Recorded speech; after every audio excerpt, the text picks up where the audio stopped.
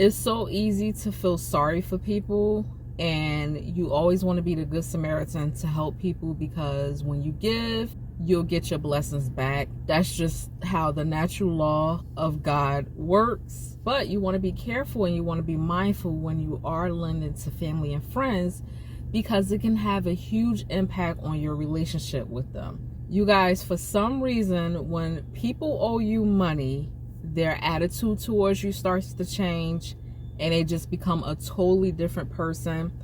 I've experienced this myself numerous times, which is the reason why I wanted to make this video, because I'm a very helpful person.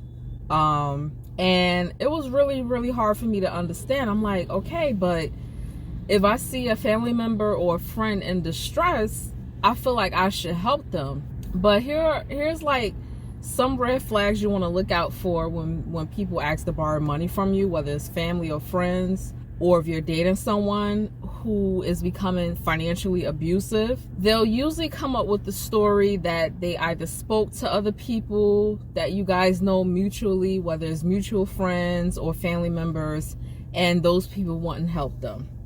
Can you please help them because you're their last resort? That's a red flag. Also, if they're constantly behind on their bills, that's also a red flag, because you best to believe if they're behind with their bills and their creditors, they're most likely going to be behind with you, and they're most likely not really going to be in a position to pay you back. Now, if you do consider to loan money to people, don't expect the money to be returned to you. Just consider it as money that's lost, because they can tell you all day long that they're going to pay you back, but obviously you can't force people to pay you back unless, of course, you decide to take legal action. But even taking legal action, it's probably not even worth the money. Let's just say you lent that person $50 or $100 or something like that.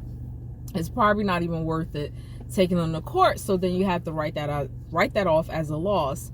And that's pretty devastating, because you could have known this person your whole life. Like, for example, a family member, you could have known them all your life, and then all of a sudden you lending them $50 just drastically changed your relationship with them, because you probably see them on social media going out buying expensive clothes and shoes and sneakers and stuff like that.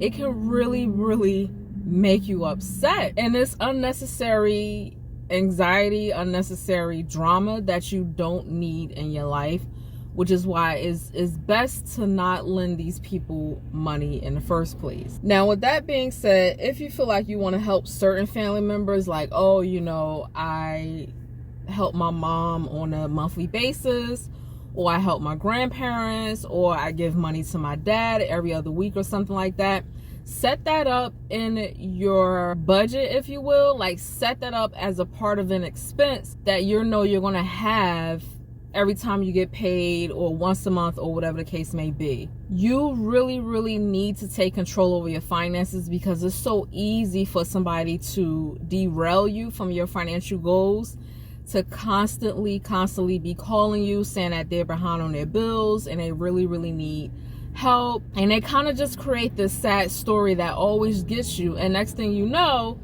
you've lent almost $2,000 to that person. You guys, I am telling you the truth, because a similar situation has happened to me, and I thought it was very important for me to make this video. Be careful, set boundaries. Ladies, you know, some people might get offended by this, but ladies, if you're dating a guy and he always talking about he lost his wallet, or can you cover the check this date, and this is like the 5th or 6th date that you're covering the check on, you need to let that person go.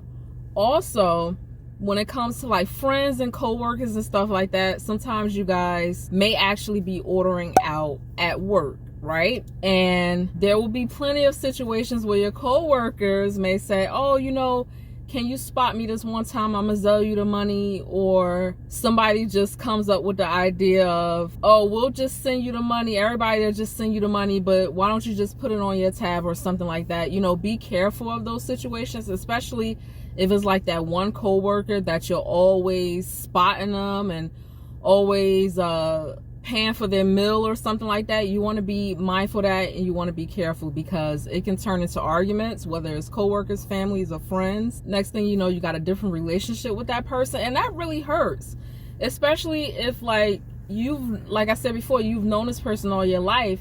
It can feel like a breakup, if you will. A really good friendship goes sour over $500.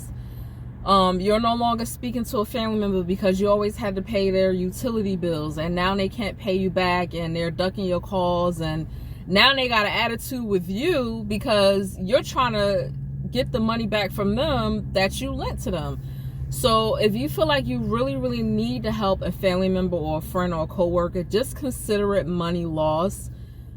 Just have that in your mindset up front, so that way you won't feel crushed or heartbroken that they didn't pay you back. Just do it from your own heart. Do it as a good Samaritan move. Just really try to block it out of your mind and just write it off. So that's all, you guys. I just wanted to come before you to kind of talk about that topic, because I know it can be a touchy topic, but if you recognize patterns from certain people, you can't keep making that person's lack of planning your emergency. So be very mindful of that, because at the end of the day, that can really, really have a huge impact on your finances, especially if you're trying to get your own finances together, and especially if you're trying to achieve your financial goals. Like, every penny counts.